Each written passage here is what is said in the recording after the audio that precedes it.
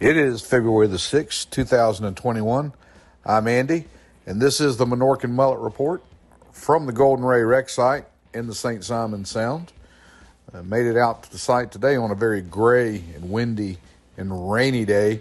The first thing we noticed was that the Kurt J. Crosby was inbound through the Sound, and it was later followed by the Crosby Star. We noticed that the Crosby Moon had left. We're assuming pulling a hopper barge that may have some scrap metal on it from the site, possibly back around to the Gulf, but we did think it made its departure today. The environmental boats were out. Again, you can see how gray it was today, doing their diligence out on the end of the funnel, looking for contaminants, which we did see, and we'll have that coming up here in just a moment or two. But onto the cutting,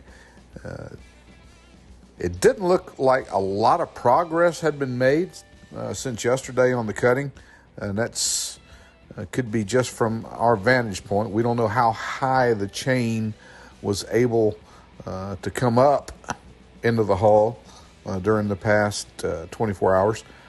But it didn't look like the offshore chain had moved across that top section there of the Golden Ray, nor did it look like the inboard chain had moved very high on the hull. So it's probably just into that slow phase where it is crunching through probably some pretty tough structure that makes up the engine support system in the engine room area of the Golden Ray.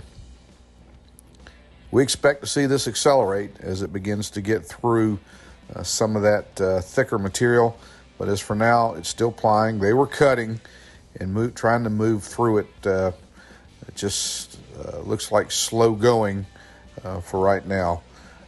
We can see some closer shots here of the chain, this being on the west side of the wreck, and then again offshore we can see that chain. Not a whole lot of change from what we saw yesterday with the movement of these chains across the ship.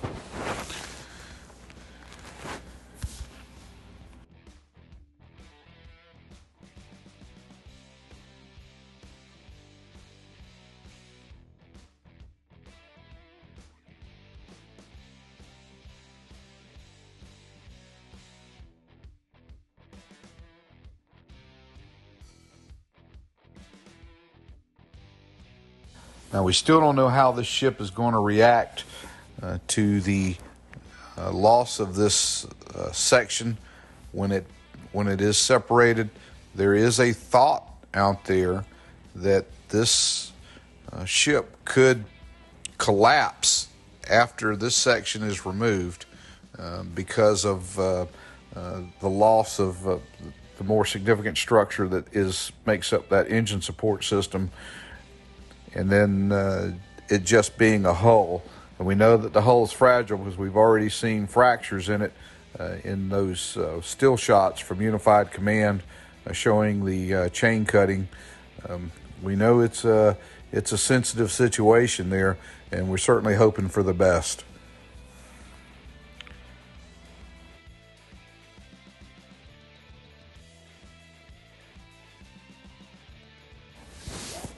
Now, as the afternoon progressed and we were standing by watching the cutting action today, we started to see one of the smaller tugs that has the monitors on board working.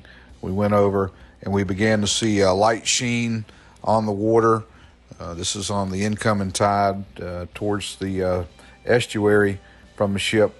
Looked like it could have been, it was a light sheen, possibly hydraulic fluid of that nature.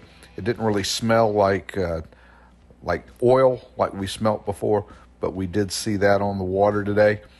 Dive operations were ongoing. When we got around to the hull side of the ship, looked back, we could see and hear on the radio dive operations taking place. Got a picture of us of the Mr. Ed. That is the dive boat that's been working the site. They were in the area of the number 2 chain, which we can just assume they're still doing the drilling, pre-drilling, getting ready for that cut. And that'll be upcoming, which we think probably after this section is removed. That should be the next one on tap. But that's about all we've got for today. We'll ask if you haven't done it yet to please subscribe, send us some comments. Most of all, we want you guys to stay safe out there.